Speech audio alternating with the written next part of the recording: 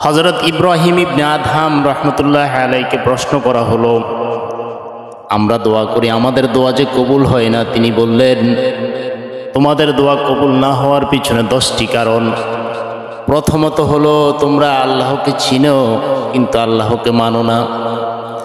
দ্বিতীয়ত, তোমরা রসুল সম্পর্কে জানো কিন্তু রসুলের সুন্নত তোমাদের মধ্যে নাই, রসুলের সুন্নতহীন তোমাদের জিন্দিগি। তৃতীয়ত, তোমরা কোরআন সম্পর্কে জানো, কোরআন অনুযায়ী নিজের জীবনটা গঠন করো না, নিজের জীবনটাকে কোরআন অনুযায়ী মানো না। চতুর্থত, তোমরা আল্লাহর নিয়ামত বক্ষণ করো কিন্তু নিয়ামতের শুকর আদায় করো না। পঞ্চমত, তোমরা জান্নাত সম্পর্কে জানো কিন্তু ওই জান্নাতে যাওয়ার কর্ম তোমরা করো না।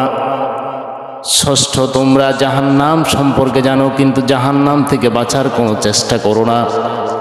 সপ্তম, তোমরা শয়তান সম্পর্কে জানো কিন্তু শয়তান থেকে পলায়ন করার চেষ্টা করো না।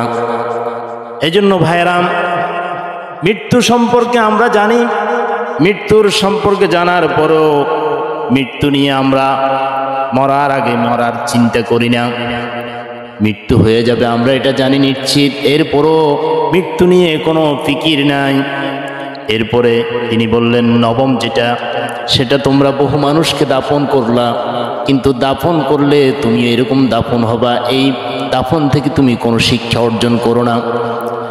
সর্বশেষ যেটা বললেন সেটা হলো, তোমরা মানুষের সমালোচনা ব্যস্ত থাকো কিন্তু নিজের কোনোদিন আলোচনা করো না, নিজের আত্মসমালোচনা কোনোদিন আসো না।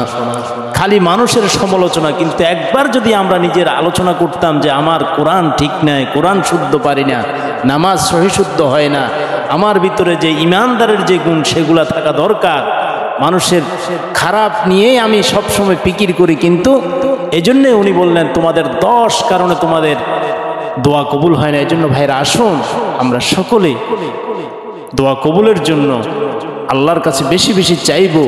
আল্লাহকে ডাকতে দেরি, আল্লাহ দোয়া কবুল করতে দেরি করেন না। সত্যিকারভাবে ইখলাস নিয়ে, মনের আশা নিয়ে আল্লাহর কাছে চাইব, আল্লাহ আমাদের দোয়া কবুল করুন। আল্লাহ যেন আমাদের কবুল করেন, আমিন।